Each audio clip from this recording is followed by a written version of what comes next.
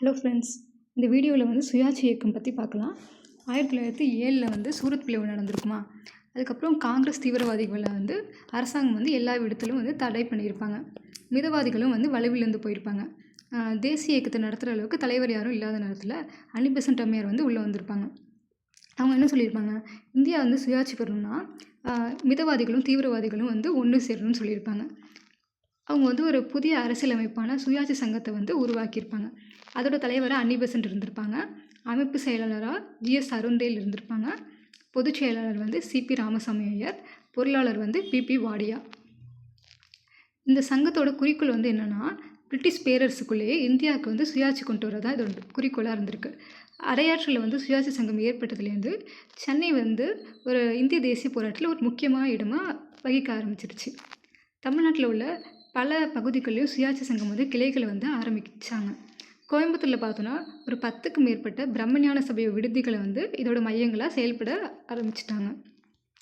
அப்போதைக்கு சென்னை சட்டமன்ற உறுப்பினராக இருந்த வி.கே. ராமானுஜாச்சாரி இருக்காங்களே, அவங்க வந்து தமிழ்நாட்டோட சுதேசி இயக்க தலைவராக இருந்திருப்பாங்க.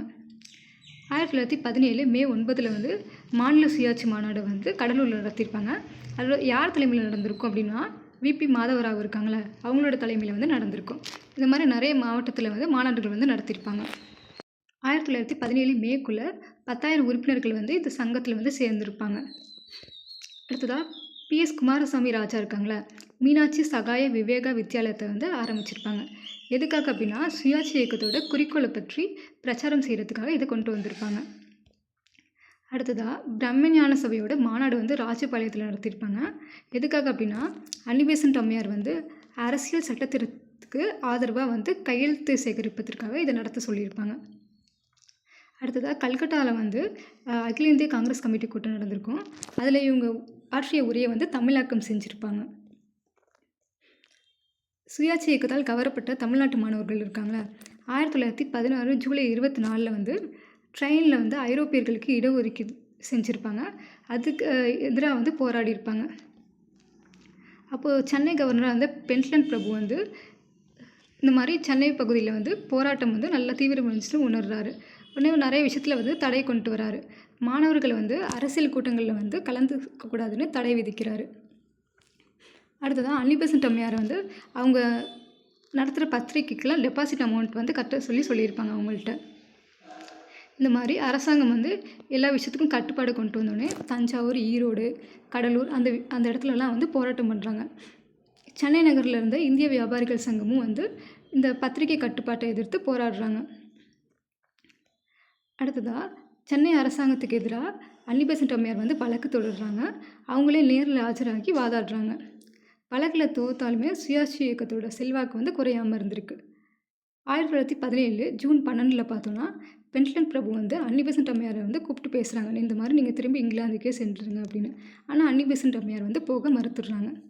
ஜூன் 15 பார்த்தோன்னா அன்னி பெசன்ட் அம்மையார், பிபி வாடியா, ஜிஎஸ் அருண்டேல் இவங்க எல்லாரையும் வந்து உதகமண்டலத்துக்கு கொண்டு சேர்ந்து காவலில் வந்து வைக்கிறாங்க. அன்னி பெசன்ட் அம்மையாரை வந்து காந்தி வந்து போராட்டவாதிகளையெல்லாம் விஞ்சி நிற்கும் போராட்டவாதின்னு சொல்லியிருப்பாங்க. இவங்களை கைது செய்ததுனால சுப்பிரமணிய ஐயர் வந்து அவரோட சர்பட்டத்தை வந்து துறந்திருப்பார். அப்போதைக்கு வெஸ்லி கல்லூரியில் வந்து தமிழாசிரியர் இருந்த திருவிக்கா வந்து அவளோட வேலையெல்லாம் துறந்துட்டு அரசியலில் வந்து ஈடுபட்டிருப்பார். அன்னி பெசன்ட் அம்மையாரும் சகாக்களும் வந்து விடுதலை அடைவாங்களா, அவங்கள வரவேற்கிறதுக்காக சுயாட்சி இயக்குனர் வந்து ஏற்பாடு செஞ்சுருப்பாங்க. அப்போதைக்கு பார்த்தோன்னா சேலத்தில் வந்து சுயாட்சி சங்கத்தோட சார்பாக ராஜாஜி வந்து அவங்கள வந்து வரவேற்றிருப்பார்.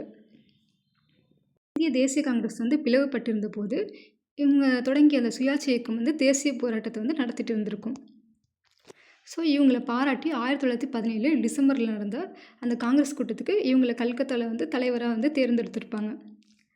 1917 ஆகஸ்ட் 20 அந்த மான்டெக் பிரகடனம் கொண்டு வந்திருப்பாங்களே, இதுவுமே வந்து இவங்களுக்கு கிடைச்ச ஒரு இவங்களாட்டி கிடைச்சதுன்னு சொல்லலாம். ஆனால் வந்து சுயாட்சி இயக்கம் வந்து ஏன் வெற்றி பெறலன்னு பார்த்தோன்னா, அன்னி பெசன்ட் அம்மையார் வந்து பிராமணர்களே பெருசாக சார்ந்து வந்திருக்காங்க. அடுத்தது மக்கள் செல்வாக்குறத நீதி கட்சி வந்து இதுக்கு ஆதரவு கொடுக்காமல் இருந்திருக்கு. அரசாங்கத்தை வந்து பகைத்து கொண்டு இருக்காங்க. இதெல்லாம் ஒரு காரணமாக சொல்கிறாங்க. தேங்க்யூ.